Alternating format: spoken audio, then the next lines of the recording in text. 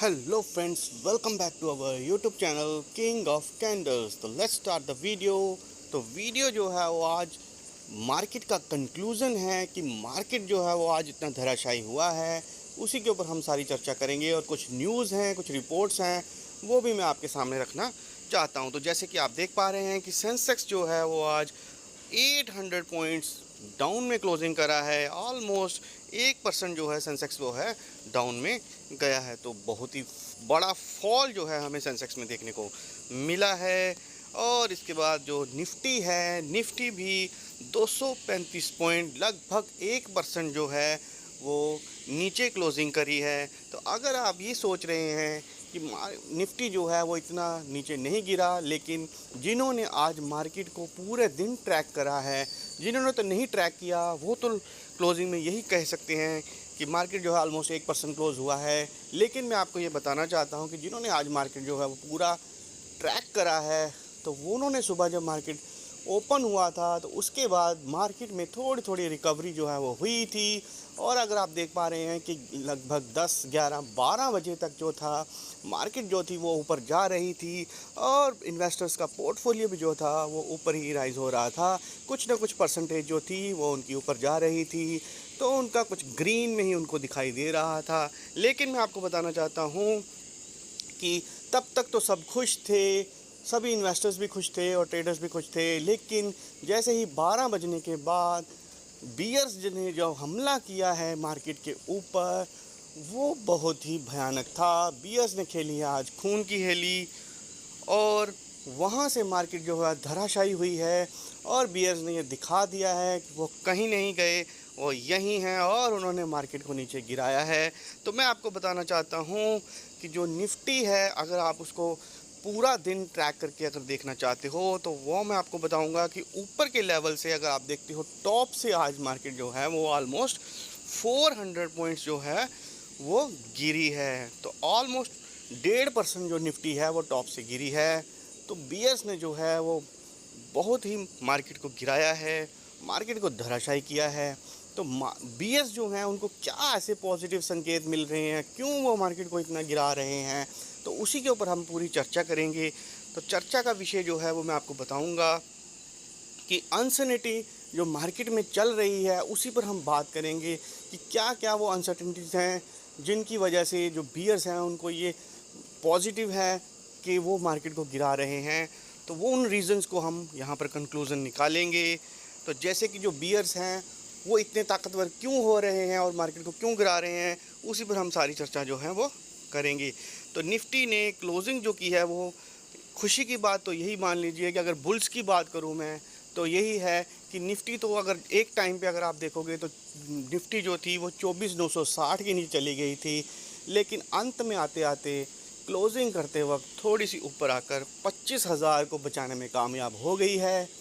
लेकिन अगर बियर्स की बात की जाए, तो अगर जो बियर्स हैं, अगर आप ये देखिए कि पिछले 4-5 दिन से जो निफ्टी ने अपना टॉप लगाया था, ऑलमोस्ट 26,270 के आसपास जो निफ्टी का टॉप था, वहाँ से बियर्स ने मार्केट को आज 25,000 पर ले आए हैं। तो आप ये मान लीजिए कि लगभग 1200-1300 पॉइंट जो हैं वो निफ्टी को नीचे ले आए हैं। तो ये बियर्स ने हमारी मार्केट को इतना धराशायी किया है। तो उसी पर हम चर्चा करेंगे कि क्यों मार्केट जो है नीचे जा रही है। तो जैसे कि उसमें फ़र्स्ट जो मैं आपको बताना चाहता हूँ वो है इज़राइल और ईरान, जो कि वार का यहाँ पर इनका डिस्प्यूट चल रहा है। उसकी वजह से भी मिडिल ईस्ट में जो परेशानियाँ चल रही हैं वो हम डिस्कस करेंगे। क्योंकि यहाँ पर जो यूएस के जो प्रेसिडेंट हैं बाइडेन साहब, उन्होंने भी ये कह दिया है इज़राइल को कि न्यूक्लियर अटैक नहीं करना, अगर न्यूक्लियर अटैक करेंगे तो हम फिर पीछे हट जाएंगे। तो जो इज़राइल है वो ईरान पर अटैक, क्योंकि उन्होंने बोल दिया है कि हम अटैक करेंगे, लेकिन वो कब करेंगे, कहाँ करेंगे, यही मैं आपसे बात करना चाहता हूँ। क्योंकि अगर इज़राइल ने ईरान के जो उनके क्रूड के रिसोर्सेज हैं, अगर वहाँ पर वो अटैक करते हैं, तो हम क्रूड के लिए जब वार होती है तो सबसे पहले हमें क्रूड के बारे में ही सोचना पड़ता है। क्योंकि अगर उन्होंने क्रूड के ऊपर अटैक करा तो जो क्रूड है वो जो है बढ़ सकता है। क्योंकि आप पिछले कुछ दिनों से जब से वार चल रही है तो आप देख पा रहे हैं, परसों का वीडियो जो मैंने बताया उसमें 5% बढ़ा था, और आज 1.5% जो है वो क्रूड ऊपर चल रहा है। जब से मैं ये वीडियो बना रहा हूँ तो क्रूड जो है ऊपर ही है। तो मैं ये कह रहा हूँ कि जो न्यूज़ हैं, जो रिपोर्ट्स हैं, वो हमें यही आ रही हैं कि क्रूड जो है, अगर तो इजराइल ने उसके ऊपर अटैक किया तो जो क्रूड है वो $100 से भी ऊपर जा सकता है एकदम से। क्रूड में आप ये मान के चलिए कि क्रूड कब कितना हाई निकल जाए कोई कुछ नहीं कह सकता। और अगर क्रूड का रेट बढ़ जाता है तो वो ग्लोबल मार्केट के ऊपर बहुत भारी पड़ता है। और रिपोर्ट्स में ये भी मैं आपको बताना चाहता हूँ कि ये जो रिपोर्ट्स हैं ये अनऑफिशियल रिपोर्ट्स हैं, क्योंकि ऐसी न्यूज़ हैं वही मैं आपको बता रहा हूँ। और एक और न्यूज़ जो है वो भारतीय रिज़र्व बैंक जो कि हमारा RBI है, उसकी भी एक मीटिंग है जो कि इंटरेस्ट रेट कट पे चल रही है। तो 9 अक्टूबर को वो मीटिंग जो है वो एम्बेसी की बैठने वाली है। लेकिन मार्केट की जो अनसर्टेनिटी है उसको देखते हुए नहीं लगता कि रेट कट जो है वो किया जाएगा, क्योंकि अगर क्रूड भी अगर बढ़ गया और जो मार्केट में ग्लोबल जो अनसर्टेनिटी चल रही है इस समय, तो उसको देखते हुए मैं नहीं कह सकते कि जो इंटरेस्ट रेट जो है वो रेट कट जो है वो किया जाएगा। तो एज इट ही रखा जा सकता है, क्योंकि बैंक ऑफ बड़ौदा की रिपोर्ट जो है वो भी यही है कि RBI unlikely to cut rate और चार्ज ऑन 9 अक्टूबर 9। और इसके बाद जो SBI की रिपोर्ट आई है उन्होंने भी यही बोला है कि RBI unlikely to cut rate. और UBS ने भी यही कहा है कि जो रेट कट है वो दिसंबर तक ही हो पाएगा। वो भी मतलब मना ही कर रहे हैं कि रेट कट ऐसा नहीं होगा। तो मैं आपको ये बताना चाहता हूँ कि इंटरेस्ट रेट की जो रेट कट की न्यूज़ है वो ऐसे तो मार्केट के लिए ठीक मानी जाती है कि अगर इंटरेस्ट रेट कट किया जाता है तो मार्केट के लिए वो बेहतर है। लेकिन इसका मतलब ये नहीं कि आप समझ लीजिए कि इंटरेस्ट रेट कम हो जाएगा तो मार्केट जो है बहुत ऊपर चली जाएगी।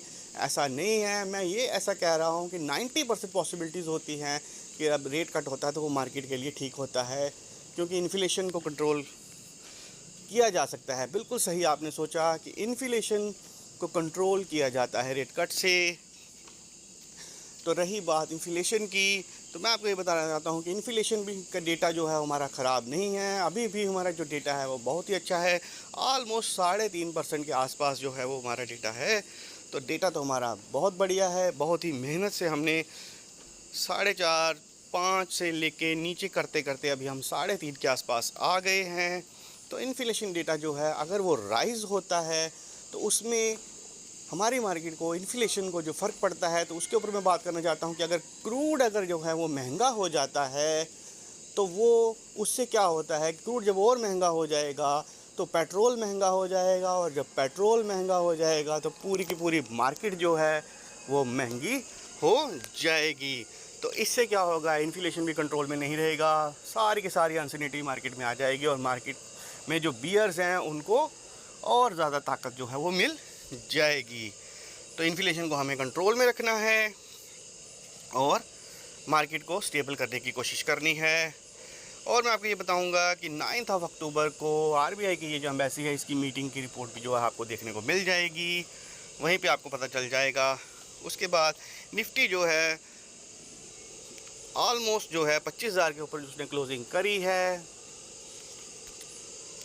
अदर्स मैं आपको बताऊंगा एक कि और क्या क्या अनसर्टेनिटीज़ जो है वो मार्केट में चल रही हैं। तो वो है चाइना, क्योंकि चाइना जो है वो हमारा कंपटीटर है और चाइना ने इस समय बहुत ही रैली चला रखी है ऊपर की, जिसकी वजह से जैसे कि अभी आप देख पा रहे हैं हैंग सेंग जो है वो ऑलमोस्ट आज भी लगभग 3% ऊपर क्लोजिंग देने में कामयाब हो गया है। और अगर आप पिछले 1 महीने का डेटा देखेंगे तो 30% की रिकवरी जो है वो उसने ऊपर कर दी है। तो इससे हमारी मार्केट पर इफेक्ट ये पड़ रहा है कि जो बड़े इंस्टीट्यूट हैं जैसे कि FII, तो वो यहाँ से पैसा निकाल कर वहाँ लेके जाना चाहते हैं, क्योंकि इस समय जो चाइना है वो एक अट्रैक्शन का सेंटर बन गया है। और FIIs के लिए ये बहुत ही अच्छा मौका है कि वो वहाँ पर जाएं जहाँ पर मार्केट जो है बहुत ही बढ़िया परफॉर्म कर रही है। और हमारे लिए सरदर्दी की बात ये है, क्योंकि अगर आप पिछले 4 दिन से ये देखोगे तो जो FIIs हैं वो लगभग 30,000 करोड़ माल निकल गए हैं। इसी वजह से जो हमारी मार्केट है वो इस समय धराशायी पड़ी है। तो ये जो 30,000 करोड़ सेलिंग करी है, ये ऑलमोस्ट 1 महीने का डाटा हो सकता था, लेकिन पिछले 3 दिन से ही उन्होंने इतनी सेलिंग कर दी है, जिसकी वजह से भी हमारी मार्केट जो है वो नीचे धराशायी हो रही है। और जो बियर्स हैं उनको ये पॉजिटिविटी मिल रही है मार्केट को गिराने का, क्योंकि ओवरऑल जो सिनेरियो उनको दिख रहा है हर तरफ से वो नेगेटिव ही दिखाई दे रहा है, इसीलिए वो मार्केट को नीचे गिराने में कामयाब हो रहे हैं। तो मैं आपको 3 चीज़ें जो है वो मैं वही टॉपिक क्लियर करूँगा। एक तो बैंक ऑफ जापान, जो कि उनका जो नया प्राइम मिनिस्टर आया है वो भी रेट हाइक की बात करते हैं, तो वो भी एक मार्केट में अनसर्टेनिटी है, क्योंकि आपको पता है कि वो लोन देने में बिल्कुल पॉपुलर है। तो जो लोन्स ही अगर उनके रेट हाइक हो गए तो लोन महंगे होंगे, उससे भी ग्लोबल मार्केट पर फ़र्क पड़ता है, क्योंकि लोन महंगे होंगे तो इंटरेस्ट रेट बढ़ जाएंगे।